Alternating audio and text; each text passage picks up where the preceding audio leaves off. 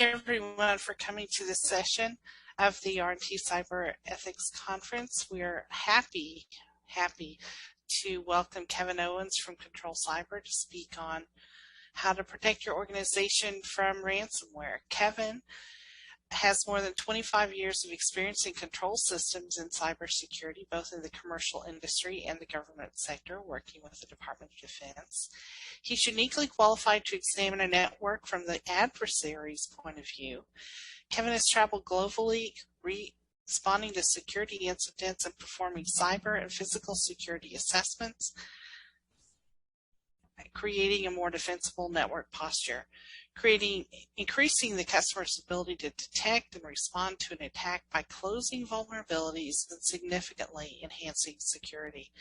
He has coordinated with several government agencies, law enforcement, national intelligence entities, private sector, and international constituents on cybersecurity issues and events. Kevin has collaborated with the American Waterworks Association in the creation of the Cybersecurity Assessment Tool and sits on several AWWA standards boards. Thank you, Kevin, for joining us and sharing your thoughts on how to protect us organizations from ransomware. Thank you, Teresa. Share my screen. All right, so ransomware. A little bit of what we're going to cover is what is it, how does it work, and is it really a threat? And things to do before ransomware hits your company or your organization, as well as things to do afterwards to help you recover. So what is ransomware? So ransomware is a type of malicious software, malware, that malicious actors, bad guys, use to deny access to systems or data files. So the malware encrypts the files, making the victim unable to access that data. So after they initially infect a machine, a computer, then they start spreading to other machines so that they can encrypt all of the files across the entire network.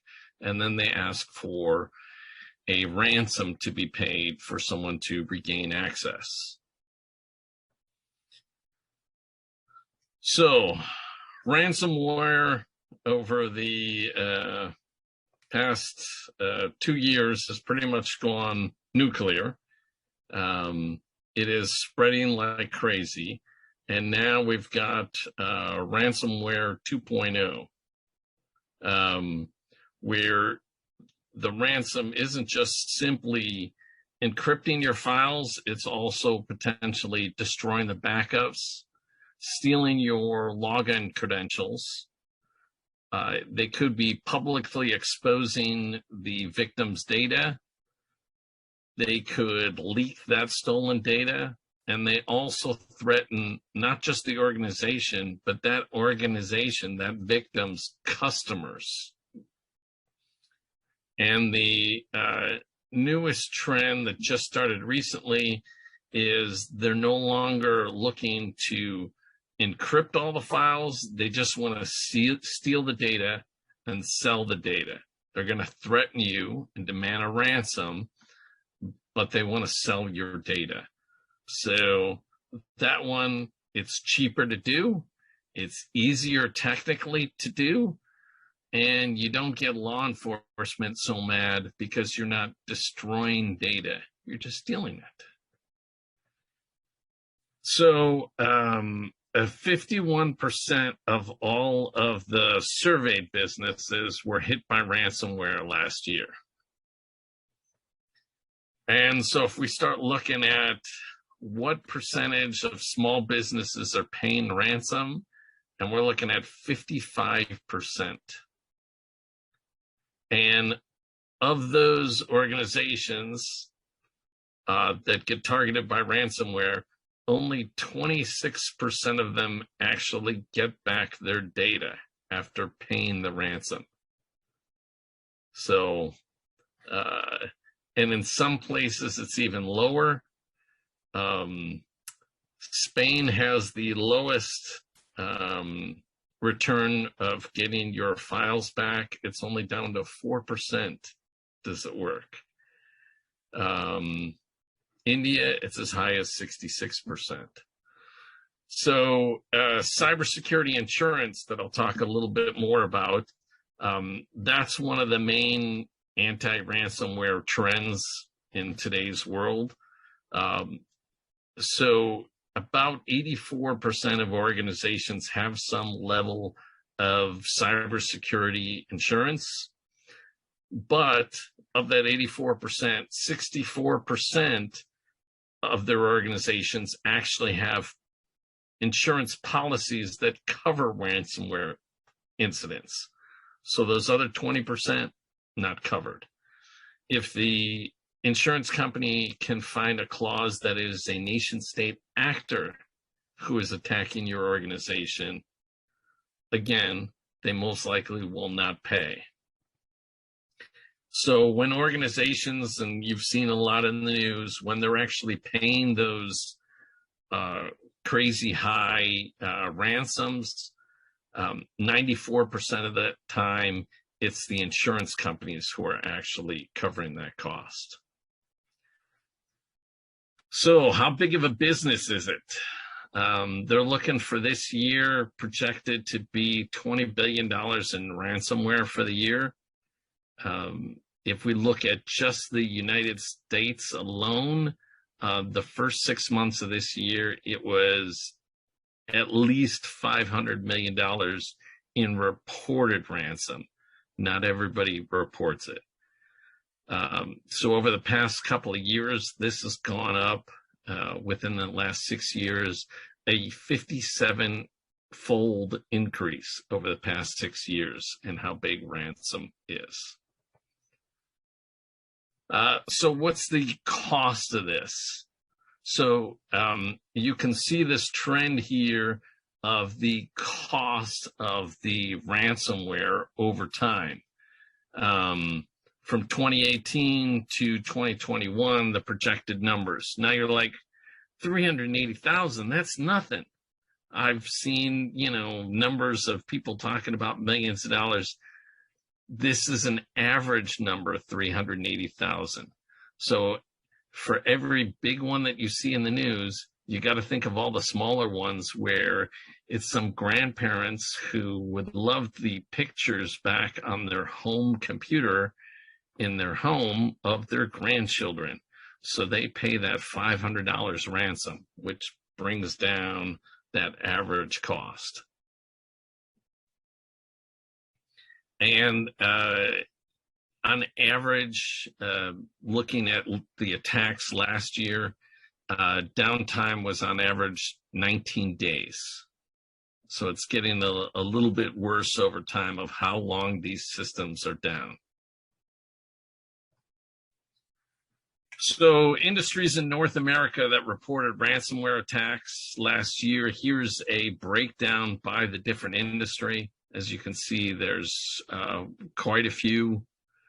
And you look at hospitals, healthcare, only 5.7% of the attacks. Which are the ones you heard most in the news? You heard a lot about hospitals last year. Most common methods of infection is the number one thing, someone clicking on an email. So something spam, one of those phishing emails where you just won $1,000 if you click this, or you won free 2 tickets on Alaskan Airlines or United, or Amazon's offered you a $50 gift card for free. Bill Gates will give $10,000 to each person who replies back to this message. Yes, those spam phishing where they get someone to open up an attachment, click on something, that's the big thing. And you can see the breakdown showing lack of cybersecurity training, weak passwords, poor user practices, someone clicking on a malicious website, breaks down what those percentages are. And if we look at 2015, there was a ransomware attack against a business every 2 minutes. In 2016, there was an attack every 40 seconds. In 2019, it was every 14 seconds. So by the end of this year, ransomware is expected to attack a business every 11 seconds, if not higher. So 2020, the healthcare sector really got hit, thanks in part to emails regarding pandemics, lockdown procedures. The healthcare industry badly got hit. So what can ransomware do to your organization? Well, here's an example of Wood Ranch Medical in California. This was a health practitioner. And as you can see here on the slide, this site has been up there permanently ever since. They got hit with ransomware. They were unable to recover their files, unable to pay the ransom, so they closed their doors permanently. And since we got some Oklahoma people here, there were 6 Oklahoma casinos hit in a single weekend thanks to ransomware. And in September of 2020 in Dusseldorf, Germany, there was a death following a ransomware attack on a German hospital. Someone was en route to a hospital and they said, "We are down because of ransomware. We are unable to take new patients. Please, we can't access their medical records. Please transfer them to the next hospital over." En route, 20 kilometers away, in the ambulance ride, that individual passed away en route to the next hospital. And the Wall Street Journal just at the end of last month actually talked about inadequate care that was given during a ransomware attack. Spring Hill Medical Center in Alabama had their systems down for at least 8 days. There was a baby in distress. And so this is a brand new legal case against Spring Hill Medical Center that just happened last month. The actual event happened April of 2020 last year. So who are these malicious actors? Are they a bunch of bad guys sitting around offices all working together to get in? Well, let's take a look at what these individuals look like. So this is a video of this summer in the Ukraine, and this is an international military team who are going after a particular ransomware family in the Ukraine. See, you can open up your door or we're coming in anyways. So they open their door. Here's the case. So this was the same family, ransomware family. Here's a case where they did not open up the door and they used the saw to go in. So these people are just working out of their homes. They're reading them their rights right now. And see, just average 20-something-year-olds. And you can see the police there from South Korea, as well as other places, was present as well. And they're collecting all of the cash, key fobs, electronic devices, passports, and so on. Now you're like, how much cash do these individuals have on site? They wouldn't keep that much cash around, right? Well, there were safes full of cash in these locations. And that's bundles of EU dollars right there. So quite a few. Imagine counting all that money. And you can see they're totaling up how much American dollars? Ooh, look at that, $1.3 million cash sitting inside one place. And they had electronics all over the place. It was interesting to note that they had a lot of Apple equipment. So Apple iPads, Apple iPhones, Apple computers, very interesting. And, but as you can see in some of these images, they didn't even use passwords on their phones. So use a password, please. Lining up some of the cash there. Look at all those $100 bills. And they just kept finding more and more safes with cash. I think then in the next shot, they show some of that counting up the EU dollars, and you see the nice thing of almost 300,000 EU dollars right there. So now you're like, well, how did they find these guys? Did they use a lot of cyber means to find these individuals?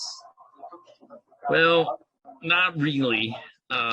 You know how if you've ever seen the movie Goodfellas, they say you want to live low, you want to be quiet, don't spend all this money. Notice all those key fobs on the table, and all the new electronics, all that cash. They were spending this cash like crazy, and they were buying new cars with cash. So here you can see one of their Teslas, you know, purchased 100% with cash, and you know, and they bought BMWs, also paying for them with cash. Well, this is the Ukraine. Imagine brand new BMWs and brand new Teslas being in town. Would that kind of stick out just a little bit? So there you can see some of the cars being collected and taken away, and yeah, so fun times.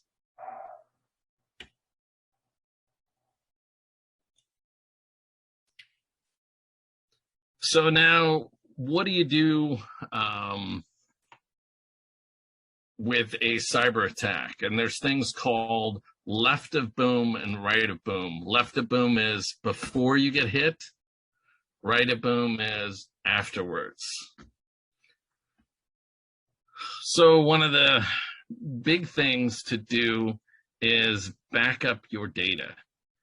Back up your databases, your system images, your configuration for your computers and other devices. Test those backups and keep those backups offline. If you do want to have one backup that's consistently on, please understand that ransomware looks for backup images that are online and encrypts those too.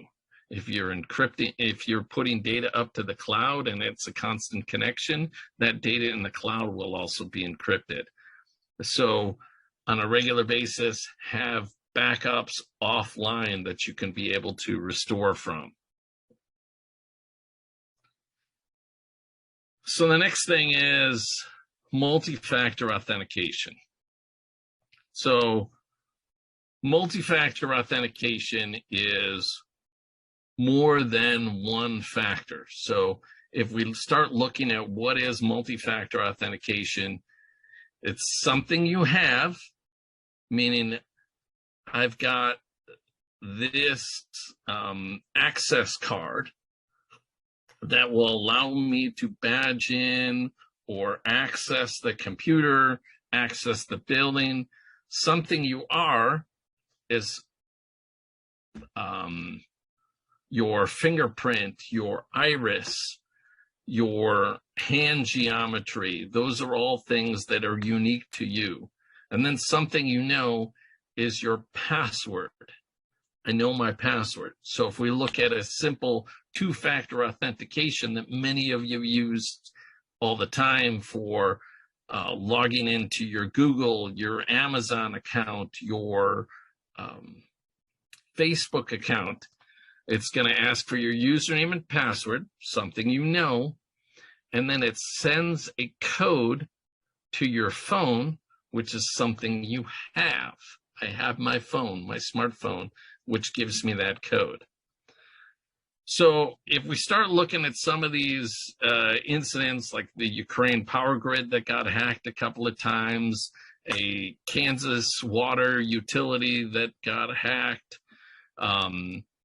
the Israelis that had their water systems hacked both in April of last year as well as in June and July of last year, a California water utility that was hacked in January of this year, someone trying to poison a water system in Florida this year.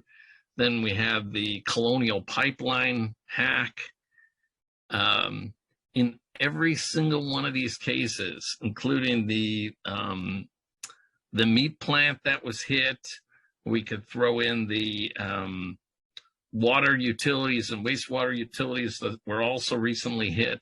Every single one of these cases, if they would have had multi-factor authentication, it would have stopped that hack from occurring.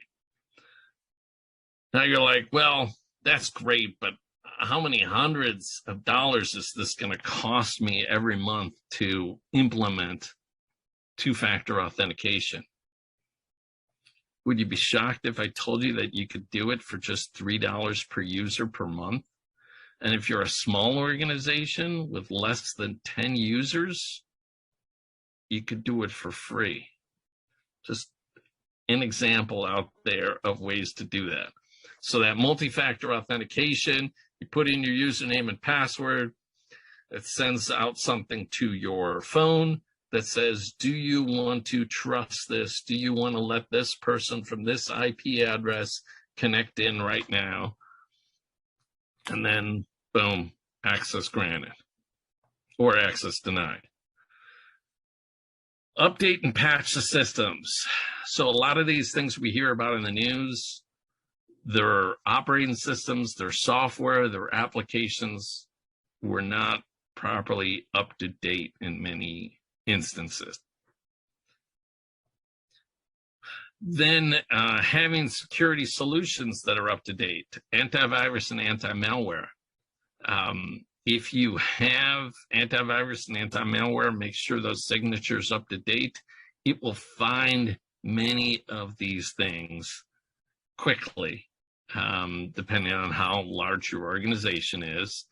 And that allows you to quickly isolate those systems and make sure that it does not spread. Also, having an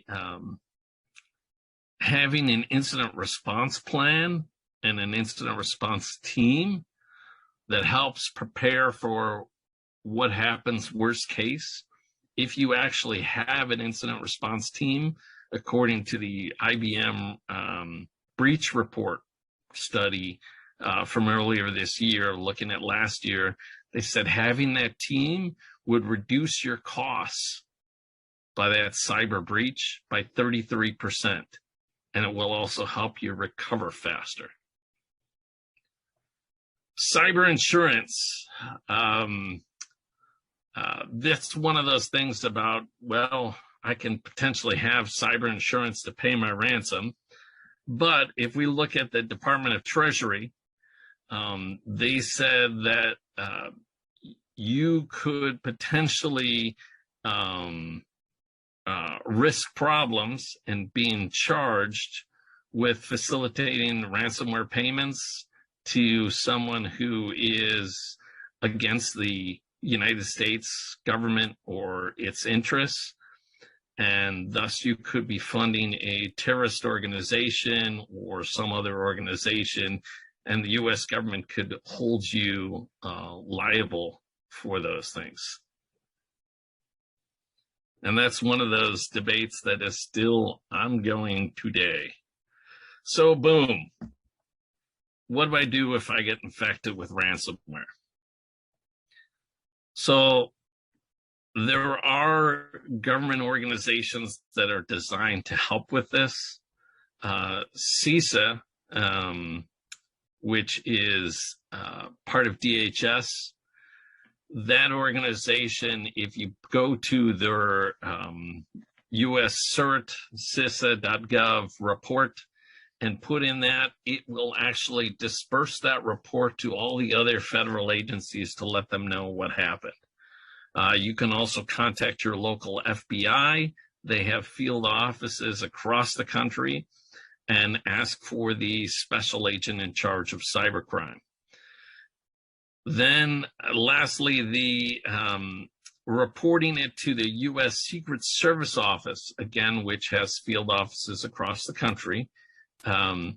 They actually have a financial crimes unit, cyber-enabled financial crimes, and if it's something with a wire transfer, fraud, or there is a ransomware aspect to it, you can also get the U.S. Secret Service involved as well.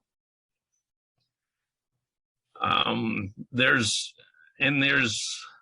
good things and bad things. Sometimes working with the U.S. government can help, and the costs are free, but sometimes things go a little bit slower with your recovery. And sometimes the FBI or whoever it may be may delay the recovery because they want to process the individuals on the other side. Work with an experienced advisor to help recover from a cybersecurity attack. That's another good option. You want to try and disconnect that machine from any others on the network. So if this one's infected, I want to remove it. I want to, physically disconnect it. I want to make sure it's not connected to any Wi-Fi because I don't want it to spread anymore. Don't shut off the machine because you want to try and gather some of the evidence that's on it. If you shut it off, you potentially lose a lot of good data. If you have a ransomware note that's on the screen, you want to try and actually see if you can get a screenshot, or at the very least, pull out your smartphone and take a picture of that.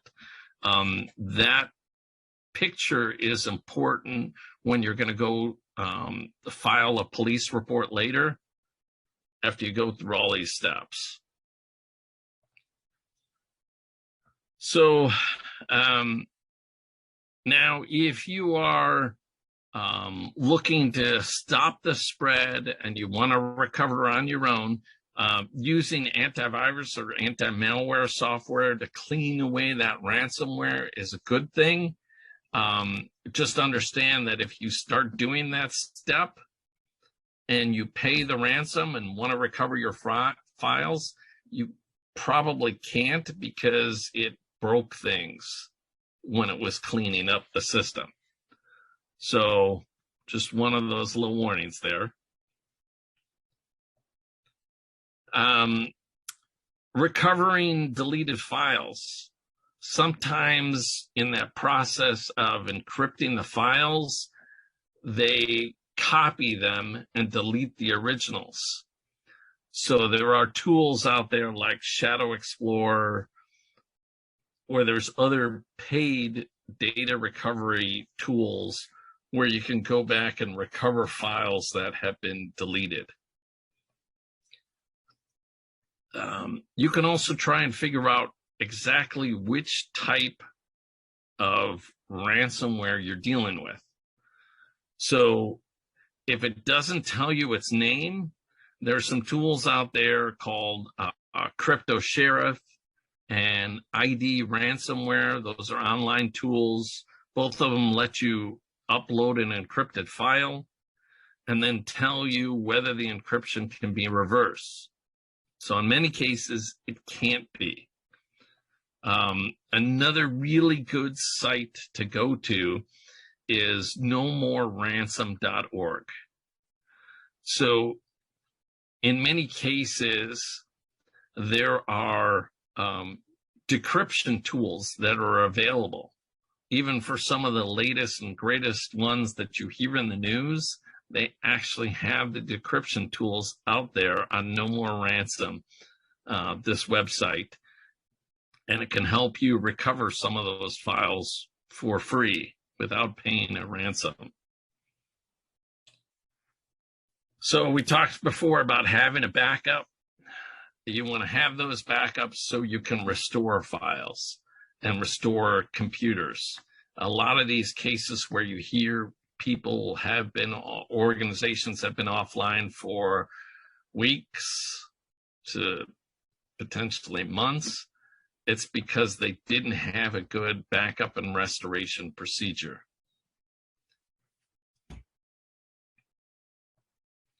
And if you're going to pay the ransom, negotiate first. So I got the negotiator here.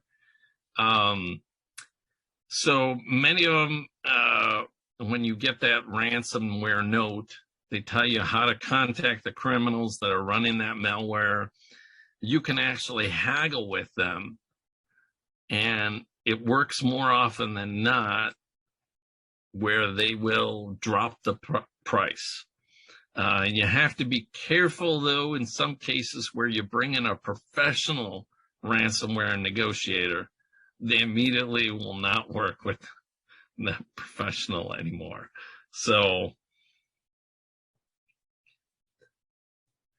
and worst case, give up on those files and restore the operating system. And in some cases, you might have to go back to a factory reset and wipe everything possible away.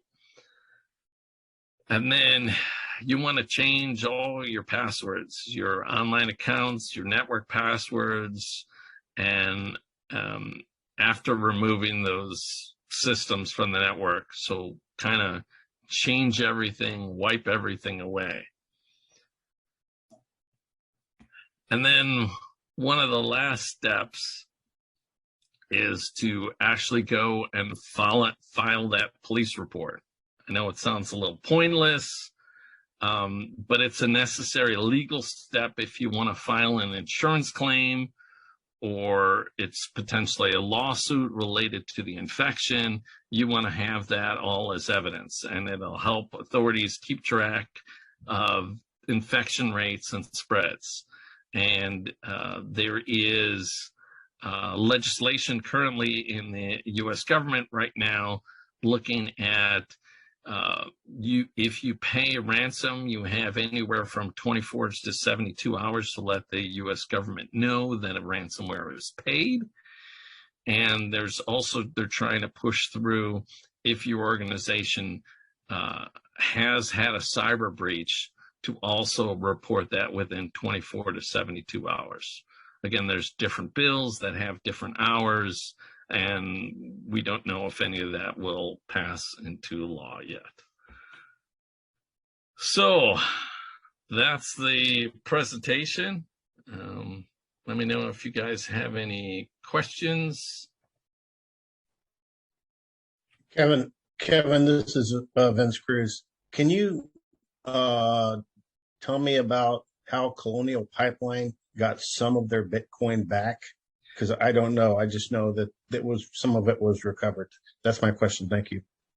No problem. I'm going to talk a little bit about pipeline security and Colonial Pipeline coming up in a couple of days. But yes, getting involved with the U.S. government, the U.S. government did help recover some of that money. So in the talk that will take place on Wednesday morning by two other individuals, they will actually talk about some of that ability to track Bitcoins and other digital currencies so we can start going after these people and take them down. That has been starting to occur. It is difficult to recover all of the money because sometimes money moves very quickly. I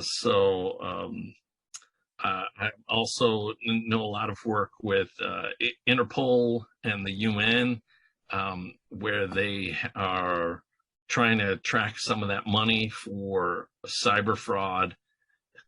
And it is amazing to see how quickly money moves and gets dispersed through the network.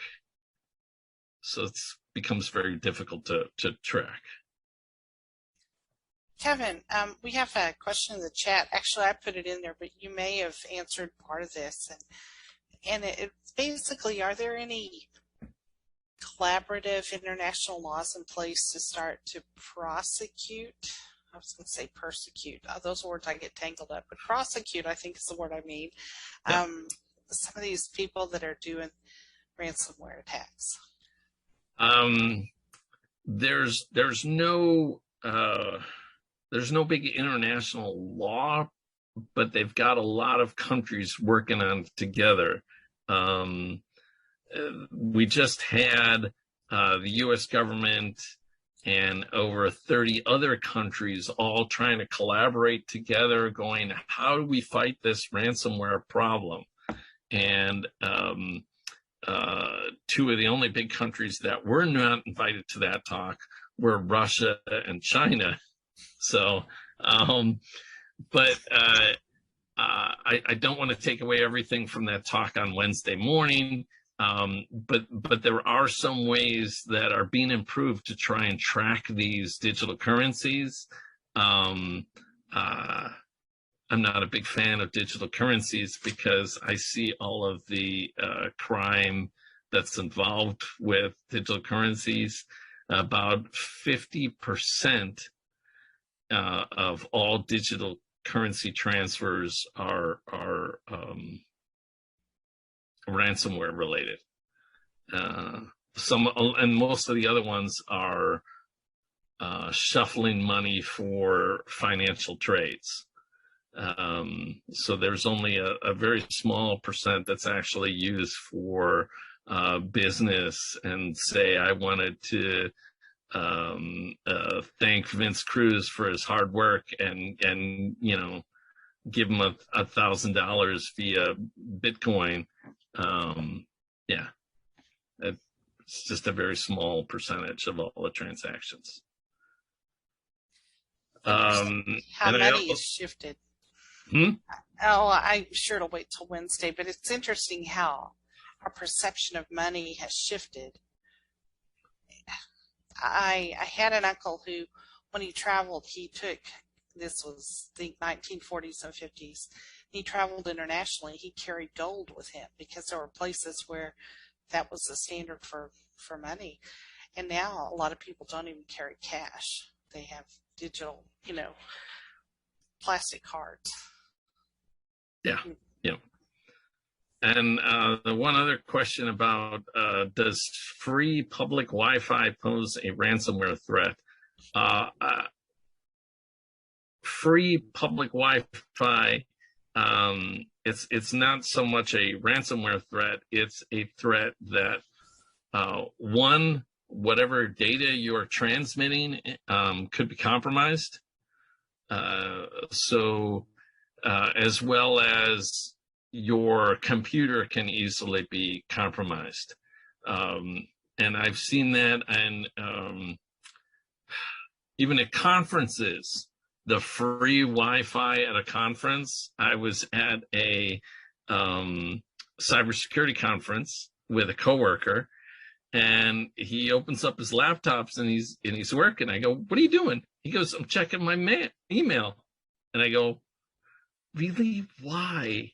And he goes, "Oh, it's through a VPN. Everything's secure."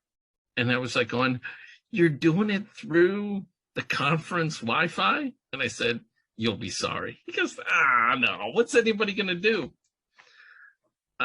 Within 15 minutes, his computer got the blue screen of death and didn't recover. They destroyed his hard drive. And he goes, "Why did they destroy my hard drive?" And I said, "Because you made them mad, because you encrypted your communication and they couldn't see what you were doing. So they wanted their revenge." So, but there are wonderful articles out there. for that individual that asked that question, of the top 10 airports in the United States of where you can get hacked by connecting to the free public Wi-Fi in the airport. So yeah, just remember, when you're getting things for free, that's not always a good thing. So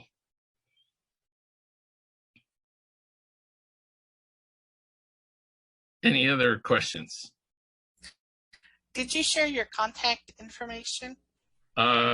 Yes, I did. I can put it up there again. If you have any questions, you can ping on me, follow me on social media, on LinkedIn and Twitter.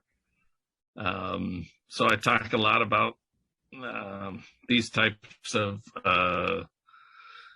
stories and incidents, and yeah, it's fun times.